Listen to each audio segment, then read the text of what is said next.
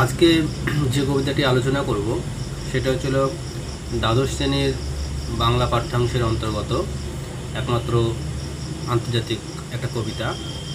একটি কবিতাই আছে এই পাঠ্যাংশে। কবিতাটি হচ্ছিল পড়তে জানে এমন এক মজুরের প্রশ্ন। পড়তে জানে এমন এক মজুরের প্রশ্ন। আসলে আমরা যেটা ভেবে থাকি সেটা হচ্ছে মজুরেরা সাধারণত অশিক্ষিত হয়, তারা মূর্খ, কোনো জ্ঞান নেই, ভালো মন্দ বোধ তাদের মধ্যে নেই বা বোঝে না, সেটাই আমরা সাধারণত জানি। এখানে কবি সেটা থেকে একটা সেই ভাবনাটাকে রেখেই বলতে চাইছেন যে এখানে পড়তে জানে মানে যে জ্ঞান বুদ্ধি আছে সেরকম এক মজুরের মাথায় বিভিন্ন রকমের প্রশ্ন আসছে। সেই প্রশ্নগুলো এখানে কবিতার আকারে তুলে ধরা হয়েছে। লিখছেন হচ্ছে বেরটোল্ড ব্রেখট। বেরটোল্ড ব্রেখট এই কবি, তিনি এটা লিখছেন। তিনি জার্মানির ব্যাভেরিয়া প্রদেশে তার জন্ম। কবিতার মধ্য দিয়ে আসলে একজন শ্রমিক কিভাবে তার নিজের মনের প্রশ্নগুলোকে তুলে ধরছে সেটাই শুধু না, আসলে আমাদের এই পুঁজিবাদী সমাজে বা এই ধনতান্ত্রিক সমাজ ব্যবস্থায় নিম্ন শ্রেণীর মানুষকে কীভাবে শোষণ করা হয়, তাদেরকে কীভাবে দমিয়ে রাখা হয়, সেই বিষয়গুলো যেন সেই বিষয়গুলোর মুখোশটাকে যেন খুলে দেওয়ার একটা প্রয়াস তিনি এখানে করেছেন। তো কবিতাটি অবশ্যই আমাদের বাংলা ভাষায় রচিত না।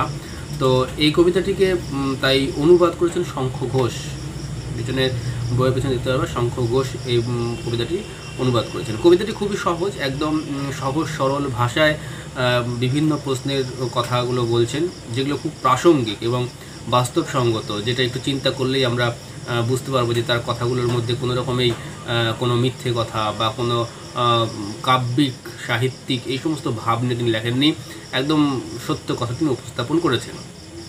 তো কবিতার মধ্যে দিয়ে যেটা একটু কঠিন হতে পারে সেটা হচ্ছিল কি, যে এখানে বিভিন্ন শহর, বিভিন্ন সভ্যতা, বিভিন্ন রাজাদের বা এই পুঁজিবাদী সমাজ ব্যবস্থা, ধনতান্ত্রিক সমাজ ব্যবস্থার যে সমস্ত শাসক তাদের কথা এখানে আলোচনা করা হয়েছে। তো তাদের নামগুলো বা ওই শহরগুলোর একটু ঐতিহাসিক ব্যাকগ্রাউন্ড আমাদের জানা প্রয়োজন হয়। এটা একটু কঠিন, তাছাড়া কিছু না। আমরা যদি এটা এই বিভিন্ন নামগুলো বা শহরগুলো যদি একটু করে ব্যাকগ্রাউন্ডটা জেনে নিই তাহলে দেখবো যে কবিতা কোনোভাবে কঠিন লাগবে না। তো আমি পড়ছি, বিষয়টাকে বোঝানোর চেষ্টা করছি, বুঝে নেবা। প্রথমেই বলছে যে সবগুলোকে বলছি, সবগুলো কিন্তু প্রশ্ন হবে। প্রথমেই বলছে, দেখো, কে বানিয়েছিল 7 দরজাওয়ালা থিবস? বইয়ে লেখে রাজার নাম। প্রথমেই প্রশ্নটা হচ্ছে কে বানিয়েছিল 7 দরজাওয়ালা থিবস? এখানে এই যে থিবস, এটা আমাদের বুঝতে হবে যে থিবসটা কি। থিবস যেটা বলা হয়েছে এটা হচ্ছে নীল নদের ডান দিকে ইজিপ্ট যে সভ্যতা আছে, সেই ইজিপ্ট সভ্যতায় একটা শহর ছিল, যে শহরটা বিশাল ঐশ্বর্য বা প্রাচুর্যে পরিপূর্ণ ছিল এবং তাকে প্রাচীর দিয়ে ঘেরা ছিল।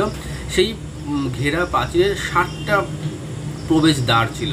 যেহেতু এই সমস্ত শহরটার 7টা প্রবেশদ্বার, তাই এখানে বলা যায় 7 দরজাওয়ালা থিবস। তো এইটা কে বানিয়েছিল? আসলে আমরা বলতে চাইছি এটা বানিয়েছিল মানে শ্রমিকরাই বানিয়েছিল। বইয়ে লেখে রাজার নাম, তার মানে হচ্ছে ইতিহাসের বই বা বিভিন্ন কাহিনী, বিভিন্ন সাহিত্যের মধ্যে কিন্তু আমরা শ্রমিকদের নামটা খুঁজে পাই না, খুঁজে পাই সেই রাজার নাম। তাই প্রশ্ন এখানটায়, রাজারা কি পাথর ঘাড়ে করে আনতো? এখানে সেই শ্রমিকের সেই একটা ক্ষোভও বলতে পারি, একটা ক্ষোভ বা একটা একটা রাগেরও একটা প্রশ্ন, যে থিবস রচনা করা হলো, যে থিবসের এত নাম ইতিহাসে পাওয়া যায়, যা 7 দরজাওয়ালা থিবস নিয়ে পরিচিত, সেখানে বই দেখা যায় যে রাজার নাম পাওয়া যায় বা সেই। তাহলে ইতিহাসে আমরা যেটা পাই সেটা হচ্ছে থিবস শহরের কথা জানি, সেখানে জানি আমরা সেখানকার রোমান সম্রাট তৈরি করেছিল এটাই জানি, কিন্তু আসলে কিন্তু তৈরি করেছিল শ্রমিকেরা, কিন্তু সেই শ্রমিকদের ইতিহাসে কিন্তু এখানে পাওয়া যায় না। পরের লাইনে বলছে, আর ব্যাবিলন এতবার গুঁড়ো হলো, কে আবার গড়ে তুললো এতবার? সোনা ঝকঝকে লিমা যারা বানিয়েছিল তারা থাকতো কোন বাসায়? দুটো প্রশ্ন এখানটায়। আর ব্যাবিলন সভ্যতার কথা আমরা জানি, মধ্যপ্রাচ্যের একটা রাষ্ট্র যে ইরাক, সেই ইরাকের রাজধানী বাগদাদ, তার থেকে মোটামুটি 85 কিলোমিটার দূরে একটা খুব সমৃদ্ধ শহর হচ্ছে বাগদাদ।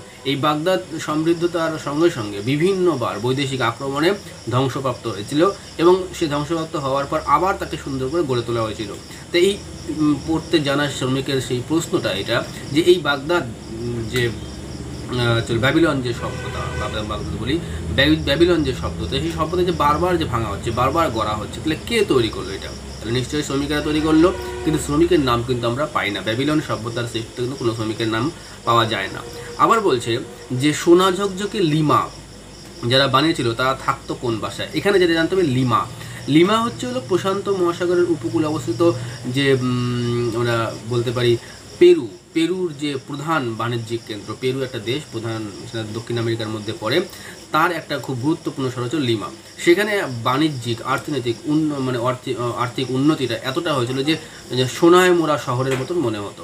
তো শ্রমিকের প্রশ্ন যে এই যে ঝকঝকে সোনা মোড়া একটা শহর যার নাম আমরা পাই, সেখানে সেটা তৈরি করলো কে? নিশ্চয়ই শ্রমিকরা তৈরি করছে, কিন্তু সেখানেও কোনো শ্রমিকের নাম পাওয়া যায় না। পাওয়া যায় সেখানকার সম্রাট, সেখানকার বড় বড় মহান ব্যক্তিদের, বা বলতে পারি মহান ব্যক্তি ঠিক বলা ঠিক ভুল হবে, এখানে সেই শোষণকারী সমাজের সেই প্রতিনিধিদের নামগুলো পাওয়া যায়।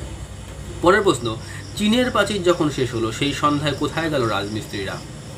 চীনের প্রাচীর আমরা জানি যে এটা পৃথিবীর যে সপ্তম আশ্চর্যতম বস্তু, তার মধ্যে একটা। চাঁদ থেকেও নাকি এই হলো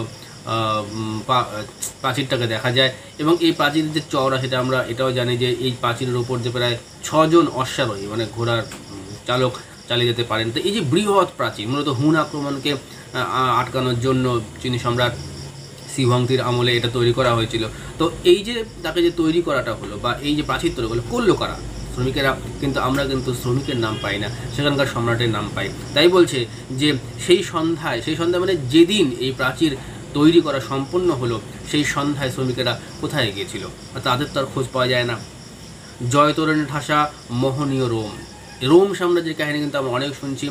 রোমের বিভিন্ন যে সম্রাট বিভিন্ন সময় বিভিন্ন অঞ্চল জয় করতেন, আর জয় করার পর একটা তোরণ হচ্ছিল কি একটা জয়সূচক গেট বলতে পারি। এই যে বিভিন্ন অনুষ্ঠান বা বিভিন্ন রকমের দেখা যায় রাজনৈতিক বা সাংস্কৃতিক অনুষ্ঠান হলে পরে আমরা দেখি যে প্রথমেই ঢোকার রাস্তার সামনেই একটা বড় করে একটা গেট তৈরি করা হয়, সেখানে লিখে দেওয়া হয়, মানে বাঁশটা তৈরি করা হয় রাস্তার ঠিক মাঝখানে দেখতে পারবা, লিখে দেওয়া হয় কী হবে, কবে অনুষ্ঠান হবে, এই সমস্ত বিভিন্ন, এটাকে তোরণ বলা হয়। তো এটা ওই অনুষ্ঠানকে জানানোর জন্য একটা তোরণ, এটাকে বড় আমরা গেটও বলতে পারি। ঠিক তেমনিভাবে রোমের সম্রাটরাও বা বিভিন্ন সম্রাটরা এই কাজগুলো করতেন। যখনই কোনো কিছু জয় করতেন, কোনো সম্রাট জয় করতেন, তখন নিজেদের নাম নিজেদের প্রতিপত্তি প্রকাশ করার জন্য সেই জয় সূচক একটা এরকম তোরণ বানাতেন। তো এরকম প্রচুর জয় তোরণ রোমে বানানো হয়েছিল। তো এই শ্রমিকের প্রশ্ন যে এই যে জয় তোরণ বানানো হলো, কে বানালো? নিশ্চয়ই শ্রমিকরা বানিয়েছিল। তাই বলছে যে জয় তোরণ মহানীয় রোম, এখানেও তো কই শ্রমিকের নাম পাওয়া যায় না। বানালো কে? কাদের জয় করলো? সিজার।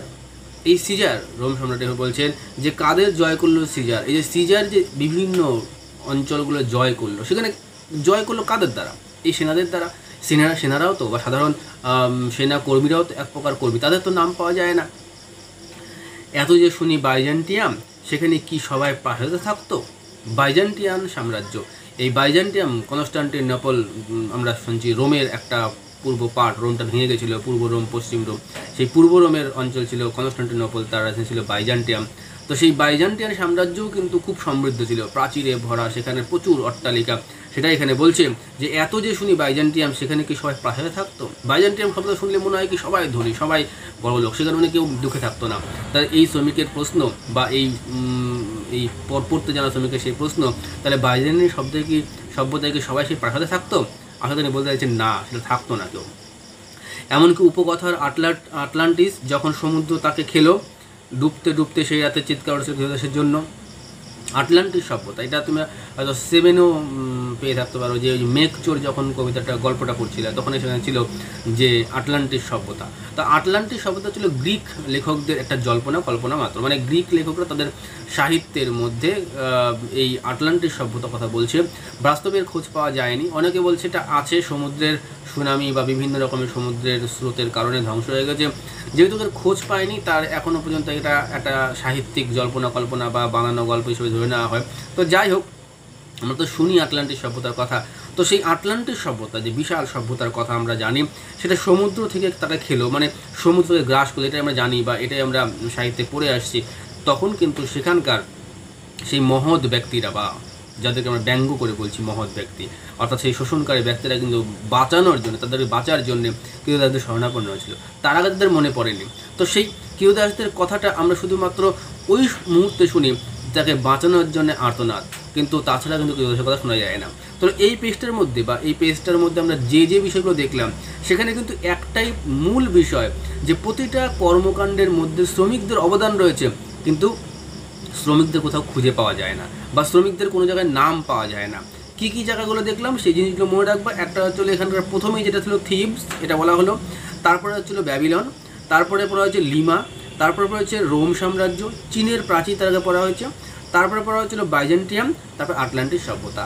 এই সবগুলো সভ্যতা কিন্তু আমাদের ইউরোপীয় সভ্যতা বা এগুলো ইউরোপ একটা চীনের মধ্যে পড়ে বাদ বাকি, কারণ তিনি জার্মানি একজন লেখক, তো তার আলোচনার মধ্যে ম্যাক্সিমাম বিদেশেই থাকবে।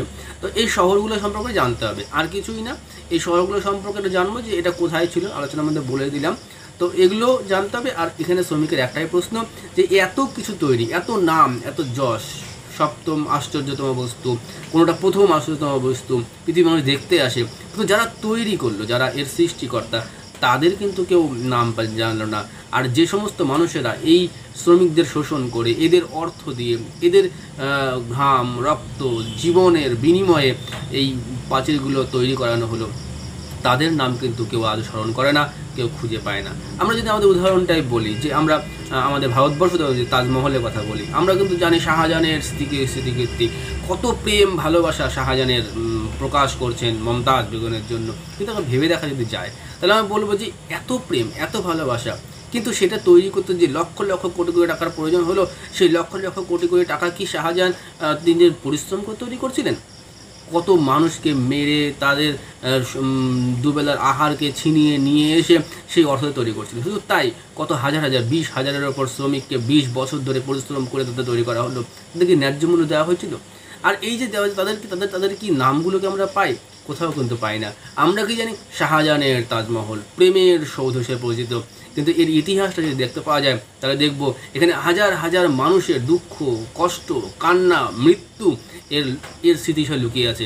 অতএব এর ইতিহাস যদি জানতে পাওয়া যায়, তখন এখান থেকে আমরা সেই প্রেমের ইতিহাস আর খুঁজে পাবো না। দেখব দুঃখ, যন্ত্রণা, হতাশার হাহাকার এর মধ্যে থেকে ফুটে উঠছে। তো যেন এই প্রশ্নগুলো যেন এখানে করছেন। পরের প্রতি চলে আসি। ভারত জয় করেছিলেন তরুণ আলেকজান্ডার। গ্রিক সাম্রাজ্যের পাশে অবস্থিত ম্যাসিডন নামে একটা অঞ্চল ছিল, সেই ম্যাসিডনের রাজা ছিলেন আলেকজান্ডার। আলেকজান্ডার খুব অল্প বয়সে মারা গেছিলেন, মানে 33 বছর বয়সে মারা গেছিলেন। কিন্তু আমরা জানি যে আলেকজান্ডার ছিলেন খুব বীর, তিনি সারা বিশ্ব জয় করছিলেন। বিশ্ব তো মানে গোটা বিশ্ব না হলেও বিশাল একটা অঞ্চল জয় করেছিলেন। তিনি ভারতবর্ষেও পদার্পণ করছিলেন, এবং আমরা এটাও জানি ভারতবর্ষে সেই রাজা পুরুর সঙ্গে তার যুদ্ধ হয়েছিল। সেই আলেকজান্ডার যে এত বীর ছিলেন, সেই আলেকজান্ডার কি একাই সমস্ত জয় করেছিলেন? সেটা তার প্রশ্ন। একলাই নাকি মানে আলেকজান্ডার কি একাই জয় করেছিলেন? আসলে তিনি একলা জয় করে, তার পেছনে হাজার হাজার সেনা ছিল, তারাও তো এক প্রকার শ্রমিক, তারাও তো এক প্রকারের কর্মী। তাদের সঙ্গে অনেক রান্না করার পাচক ছিল, অনেক মানুষ সেবা করার জন্য ছিল, অনেক রকমের মানুষ ছিল। কই, তাদের তো নাম কোথাও আমরা পাই না। গলদের নিপাত করেছিল সিজার, নিদেনে একটা রাঁধুনি তো ছিল।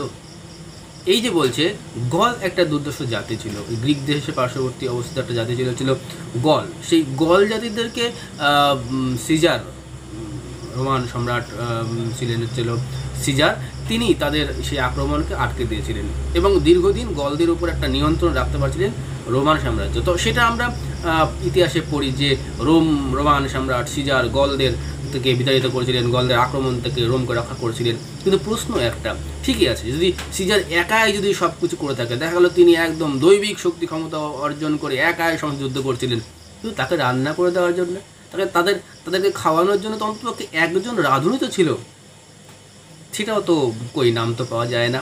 কিন্তু বাস্তবে তো এটা যে সিজার একা তো লড়াই করেননি, তবু সেই শ্রমিকের কথা যে ঠিক আছে আমি মেনে নিলাম যে সবাই সিজার একাই করছে, একজন রান্নানি ছিল না, তাহলে রান্নাটা করে দিত কে? সিজার কি একা যুদ্ধ করতো, রান্না করে খেত?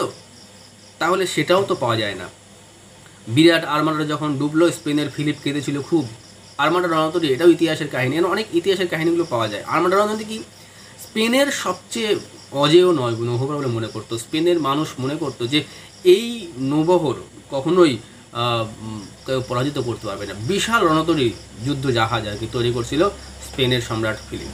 তো তার সঙ্গে ইংল্যান্ডের একটা বিবাদ বাঁধে, দু কারণে বিবাদ বাঁধেছিল। একটা হচ্ছিল কি যে ইংল্যান্ডের মানুষেরা ছিল প্রোটেস্ট্যান্ট ধর্মাবলম্বী, অর্থাৎ খ্রিস্টান ধর্মের মধ্যে যারা বিজ্ঞানসম্মতভাবে ছিল প্রোটেস্ট্যান্ট, আর স্পেন ছিল ক্যাথলিক, এটা একটা পুরোনো গোড়ামি নীতিতে চলতো, কুসংস্কার আমল নীতিতে চলতো। অন্যদিকে ফিলিপ আবার ওই ইংল্যান্ডের রানীকে বিবাহের প্রস্তাবও দিয়ে দিয়েছিল, যাতে না করা হয়েছিল।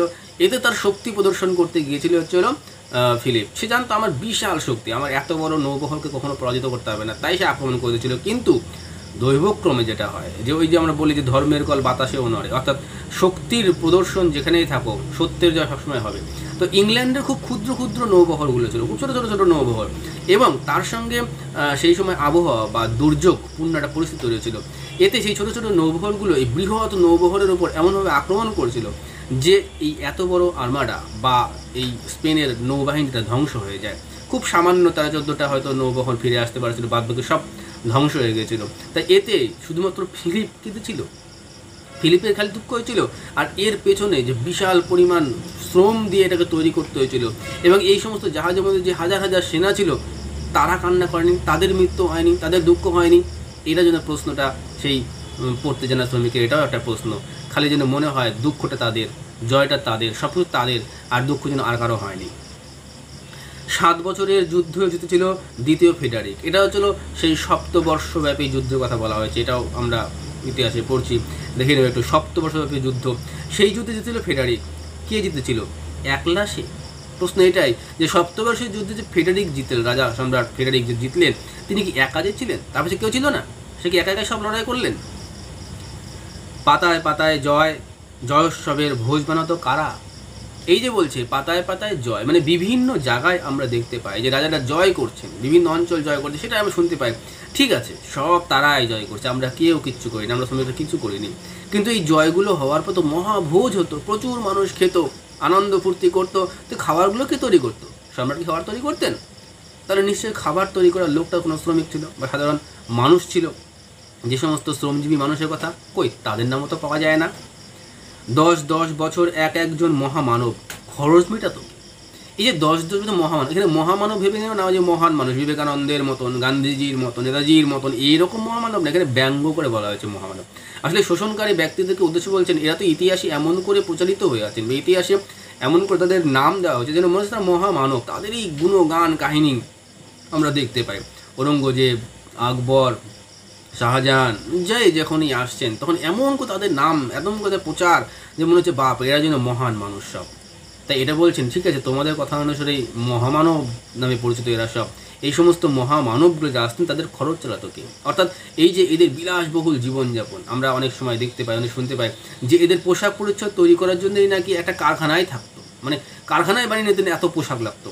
আমাদের হয়তো একটা কারখানা একটা দেশের পোশাক দিয়ে দিতে পারে, আর এখানে একটা কারখানা একটা রাজার পোশাক, মানে দিনে একটা, সকালে একটা, ঘন্টায় ঘন্টায় পোশাক পরিচ্ছদ, গাড়ি হাজার হাজার তার গাড়ি। এই যে জীবন, একটা সোনায় তার দেহ মোড়া থাকতো। আমরা অনেক সময় শুনছি যে ফ্রান্সের সম্রাজ্ঞী সেই ষোড়শ লুইয়ের স্ত্রীর তার নাকি 500-র ওপর সঙ্গী ছিল। কল্পনা করা যায়, যেখানে মানুষ খেতে পারে না তারা এরকম জীবনযাপন করে। তো এই পড়তে জানা মজুরি, তার প্রশ্ন যে তাদের খাওয়াটা জোয়াতো কে? এই যে এত খরচা তাদের জোটাতো কে? এগুলো পয়সা কি সে শ্রম দিয়ে জোগাড় করতো? কোনো মিলে কর্মচারী হিসেবে কাজ করতো? মানুষের কত শোষণ করতো? কত সব খবর, কত সব প্রশ্ন। এই যে এগুলো তো জানতে পারি আমরা, কত খবর, কোন কোন সভ্যতা কী কী তৈরি হলো, কীভাবে ধ্বংস হলো, কী কী সৃষ্টি হলো, অনেক খবর, অনেক প্রশ্ন, এগুলো মানুষের মনে জেগে ওঠে। আসলে এগুলোর দ্বারা কবি বলতে চাইছেন যে শুধুমাত্র এই একটা পড়তে জানা শ্রমিক না, এটা হচ্ছিল একটা বাস্তবকে তিনি তুলে ধরছেন যে ইতিহাস সাহিত্যের মধ্যে যে মানুষগুলোর কাহিনী আমরা তুলে ধরি, আসলে এই মানুষগুলো কোনো ভালো মানুষ না, এই মানুষগুলো শোষণকারী মানুষ, সমাজের এরা শোষণ নির্যাতন করে চলে গেছে, তবু তাদের নামগুলোই পাই। আর যারা এত কিছু করলেন, যাদের রক্তের বিনিময়ে, ঘামের বিনিময়ে এই সভ্যতাগুলো গড়ে উঠলো, তাদের আমরা খুঁজে পাই না, তাদেরকে কোথাও আমরা দেখতে পাই না। এর মূল কারণটা কি? এর কারণ হচ্ছে হলো এক অর্থ আর ক্ষমতা প্রতিপত্তি। অন্যদিকে যারা এই ইতিহাসগুলো রচনা করছেন, বা যারা এই সমস্ত সাহিত্যিক, এই সমস্ত বুদ্ধিজীবী, এই মানুষগুলো আমার নিজেদেরকে খুব বড় বড় করে প্রচার করছেন না, তারাও স্বার্থের বাইরে যেতে পারেননি। তারাও ওই সম্রাটদের কাছে থেকে, সেই সমস্ত শাসক শ্রেণীর কাছে থেকে প্রচুর পরিমাণে অর্থ, মুনাফা, সুখ উপভোগ করতেন, আর তার বিনিময়ে তাদের নামে গুণকীর্তন করতেন। কোনো শ্রমিকের নামে গুণকীর্তন করে তো পয়সা পাওয়া যাবে না, কোনো শ্রমিকের নামে গুণকীর্তন করে তো আমি আমার সুখের জীবনযাপন করতে পারবো না। তাই এরাও এক প্রকার শোষণকারী, এরাও নিজেদের স্বার্থের জন্য অন্যের গুণগান গেয়ে যেতেন। নিজের স্বার্থ পরিপূরণের জন্য ভালো জিনিসটাকে অনেক সময় দেখে ওরা দেখতে পেতেন না। ব্যতিক্রম কিছু মানুষ অবশ্যই আছে, কিন্তু ম্যাক্সিমাম ইতিহাসটা তাই দেখা যায়। তাই ইতিহাসে আকবরের জয়গান পাওয়া যায়, ইতিহাসের মধ্যে ঔরঙ্গজেবের জয়গান পাওয়া যায়, ইতিহাসের মধ্যে বিভিন্ন জায়গায় বিভিন্ন বিষয়ে ইংরেজদের কিন্তু গুণগান পাওয়া যায়। এমনকি আমাদের কাছে যাদের মনে হয় যে এই মানুষগুলো খারাপ, ভালো না, তাদেরও গুণকীর্তন কি সুন্দর করে করা হয়, যেন মনে হচ্ছে তারাই শ্রেষ্ঠ হয়ে ওঠে। আর যারা এর সৃষ্টিকর্তা, যারা এই ভালো মানুষগুলো, যাদের জন্য সমাজ চলছে, দুনিয়া চলছে, তাদের নাম কোথাও খুঁজে পাওয়া যায় না। এটাই যেন এই কবিতার মধ্য দিয়ে তুলে ধরা হয়েছে। তো আমাদের এখান থেকে এই কিছু কিছু জিনিসগুলো পড়তে হবে, যে নামগুলো বললাম, শহরের নামগুলো, তবে যে আর্মাডা, তারপরে যে ফেডারিক, সপ্তবিশের যুদ্ধ, এই বিষয়গুলোর অর্থগুলো একটু জেনে নিতে হবে। আর বাদবাকি কবিতাটা এই বিভিন্ন প্রশ্নগুলো শর্ট হিসাবে দেখতে হবে।